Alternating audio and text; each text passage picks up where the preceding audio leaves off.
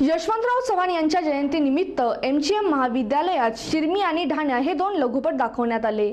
या लघुपटांना प्रेक्षकांनी चांगला प्रतिसाद दिला। यशवंतराव चव्हाण प्रतिष्ठान औरंगाबाद यांच्या वतीने MGM कॉलेजमधील आइन्स्टाईन सभागृहात चित्रपट सावडी हा उपक्रम राबविण्यात येतो। चित्रपट सावडी या उपक्रमाअंतर्गत शिर्मी हा लघुपट दाखवण्यात आला। शिर्मी या लघुपटात एकाच घरातून 3 व्यक्तींकडून होणाऱ्या अनैतिक अन्यायाला बळी पडलेल्या मुलीची व्यथा अनिल कुमार साळवे यांनी दर्शकांसमोर मांडली। आणि एका रात्री 13 लोकांनी अत्याचार केले। अत्याचार करणाऱ्यामध्ये आजोबा होता, बाप होता, नापूस होता। एका कुटुंबातल्या 3 लोकांनी अत्याचार केले आणि सत्य घटना आहे।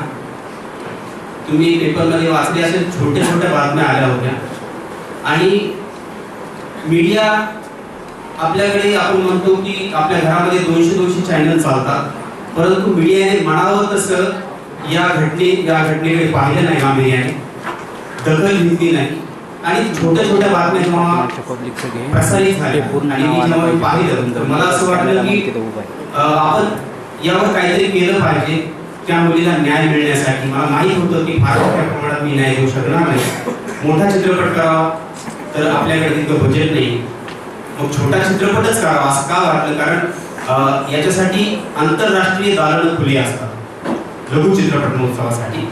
तर आपल्या देशामध्ये अशा भयानक आणि भीषण घटना आजही 21व्या तसंच समाजात अन्याय अत्याचाराला सामोऱ्या गेलेल्या स्त्रियांची स्थिती ही शिर्मीसारखीच असते आणि ती प्रत्येक स्त्री ही शिर्मीच असते असं आनंद कुमार साळवे यांनी म्हटलं। याचबरोबर जीवनाच्या वाटेवर परिस्थितीनुसार स्वतःचे ध्येय सोडून वाटचाल करणाऱ्यांचे प्रतिबिंब ढाण्या या लघुपटाद्वारे दिग्दर्शक विनय शाक्य यांनी दाखवण्याचा प्रयत्न केला। प्रत्येक वाट चुकलेली व्यक्ती ही ढाण्याच असते असं विनय शाक्य यांनी सांगितलं।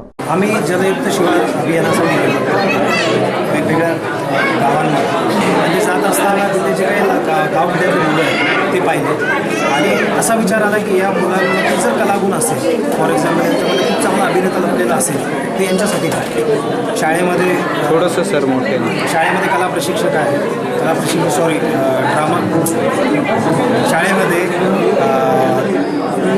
चित्रकलेचा शिक्षक आहे, खेळांचा शिक्षक आहे, मग अभिनयाचा का नाही हा प्रश्न निर्माण झाला आणि तिथून ही संकल्पना ही कथा आमच्या डोक्यात आली। नंतर मी माझे मित्र रवी धर्वे यांना शेअर केली आणि त्याच्यावर वर्कआउट केलं। 1.5 ते 2 महिने लागले। म्हणजे मी सगळ्यात आधी माझ्या वाईफला शेअर केलं की असं आहे, एक रॉ ढाचा म्हणतो ना आपण, तो तयार झाला।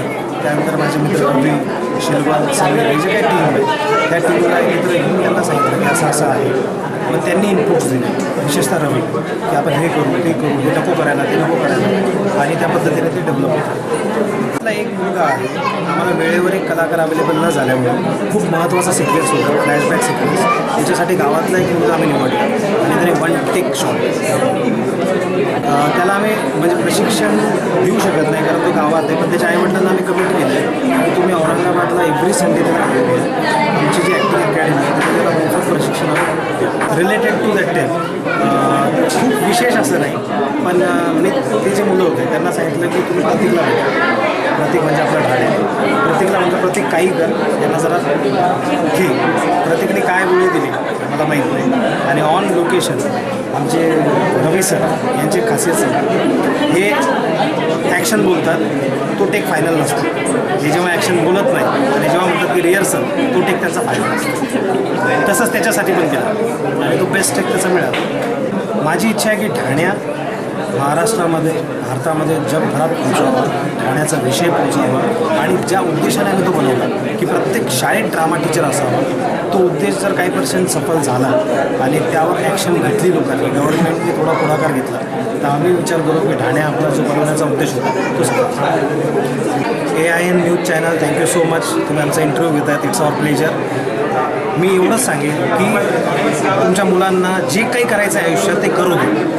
बाळा हेच हो तेच हो, यांनी लग्न होऊ शकतं, त्यांनी बायको चांगली मिळेल, त्यांनी लठ्ठ पगाराची नोकरी मिळेल, please forget all this things. हे नखं आहेत ना, नखं हे जे डिझाईन करते ना मुलगी ती लाखो रुपये कमवते, हेअरस्टाईलिस्ट जे असतात ना ते लाखो रुपये कमवतात। त्यांचं पॅशन ओळखा, त्यांना जे करायचं आहे आयुष्यात ते करू दे।